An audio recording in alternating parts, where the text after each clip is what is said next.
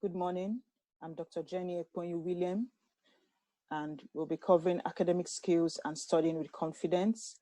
The module code is BMM3113.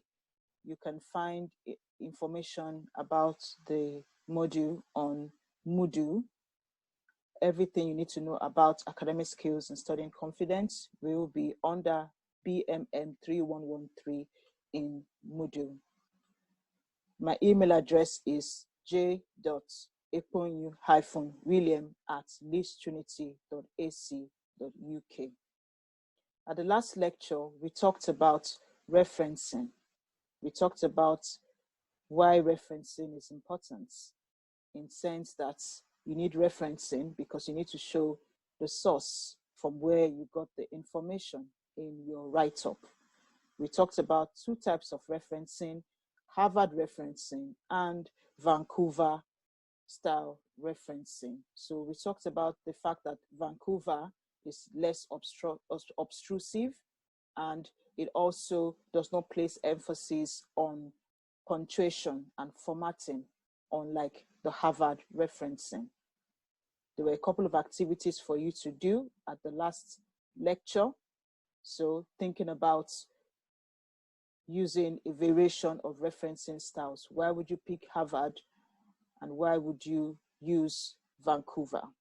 But bear in mind that for the Leeds Trinity University, it is the Harvard referencing style that is recommended. That is what is used in all the assignments coursework. However, it's good to see how these different styles like Vancouver, Harvard, and other referencing styles, how they play out, so you can appreciate the differences, so that when you're doing Harvard referencing style, you know why a book is referenced the way it is, and you know why a website is referenced the way it is, specifically to Harvard referencing.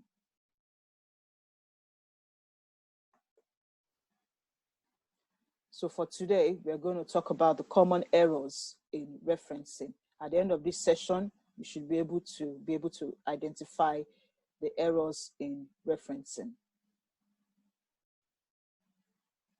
So a key question: is it possible to make errors when referencing? Yes, it is possible. And this happens when you don't pay attention to the referencing guidelines. So we have an abridged version of Harvard referencing on the Leeds Trinity University website. So all the information you need, you can find it in the online library, including an abridged version of the Harvard referencing style, which you would also come to know how to use. Practice makes perfect. As you keep doing different assignments, you keep using it and you become more familiar with it. So your assessments, you are also being assessed on how well you use referencing in it. So it is not excusable to make an error when you are doing referencing. So you need to make sure that you are spot on in terms of your referencing. Are you referencing a book? Are you referencing a website? What does Harvard referencing say about these sources of research? And make sure you follow it. So think about an information that does not need referencing. Is it possible that you're referencing and you don't need to put in a reference? Well, it could be possible if that idea is yours and has not been used elsewhere. But there are chances that even your idea, somebody has used it in a different form or in a different format. So even though it's your idea, you put it there, and you also draw attention to the reader that someone else has talked about this idea in another alternative form. That shows that you are doing thorough research and you are linking your ideas and findings from your research to the literature. So what can possibly go wrong? Some people would argue, oh, referencing, much ado about nothing. It is important to follow the referencing guidelines. So how do you know if you need referencing? If it is not your idea, then you need to cite it. And when you're citing it, it's not just good enough to cite it, but you need to follow the referencing guideline. And think about consistency. Is this style right? Inconsistent styles while referencing is a common error. So some students use Harvard referencing and use Vancouver at the same time. You cannot afford to do that. You need to stick to what you're told to do in your assignments or coursework. And then your in-text citation is different from your bibliography. If you're doing in-text citation, you are just supposed to put the author's name and the year in the body of the work. And as we talked about in the last lecture, in-text citation is different from bibliography. In-text citation just lets the reader know that regarding this text or this passage or this paragraph, this was the author who talked about it, or this is the author's findings. And then the reader knows that you're talking about Lewis 1999, Jack 2020, Esther 2018.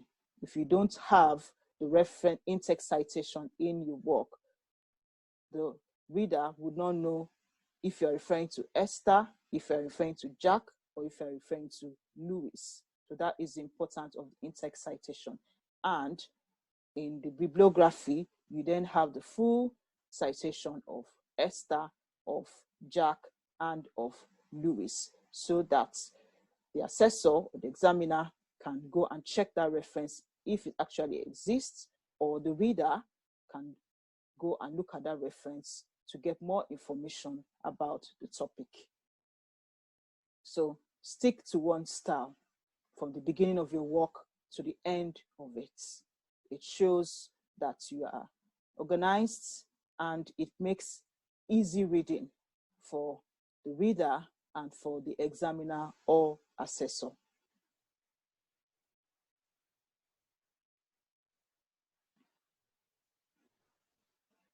Do I really need citations when paraphrasing? This is a question that's usually asked by students, that, oh, it is not a verbatim quote, I have paraphrased this. Simply, if it is not your idea, even if you rewrite it or you paraphrase it, you need to reference it. Again, think of yourself becoming an author in the future. Your book becomes the top best-selling book on Amazon, or your journal article becomes one of the most cited articles on Google Scholar. You would expect that others that will borrow your ideas would reference it, so that people who are reading their work can have a chance to go back and look at the original reference, which is yours. That's the whole point of copyright.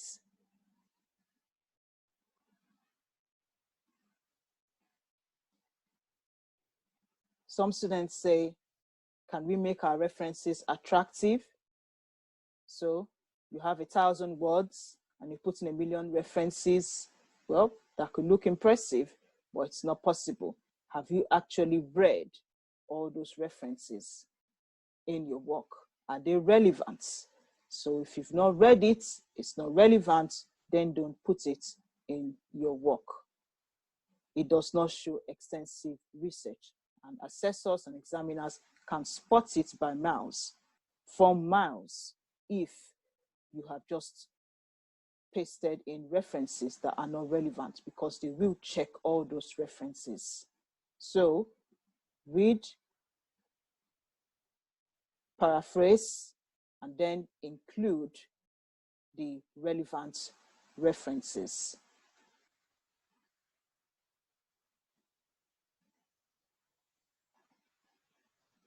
Incorrect placement of periods and commas. it could be argued that the Harvard referencing style is very tedious. But like I said, the more you use it, the more familiar you become with it. So you need to get it right. So for example, ON 39, you cannot put the period, the full stop, you cannot put it within the brackets. It needs to be outside the brackets. So think about more examples of how you can make errors when you're writing your work.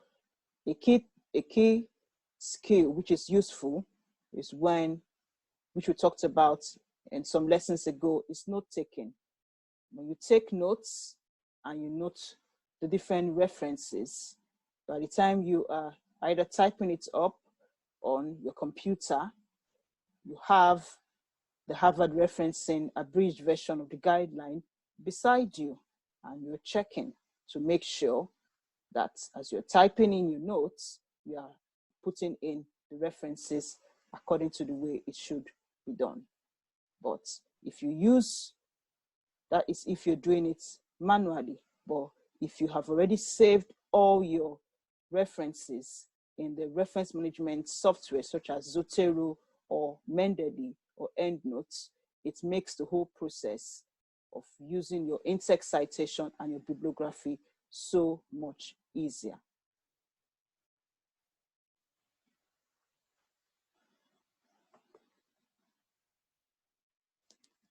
For your references, keeping it in alphabetical order. Again, when collecting information, do you do it in alphabetical order? Think about this. You need to make sure that your references are in alphabetical order. Again, when you use a referencing management software such as EndNote or Mendeley or Zotero, it automatically produces the reference lists for you. Otherwise, you can do it manually, and you can use the word feature on your laptop or computer to make sure it is done in an alphabetical order.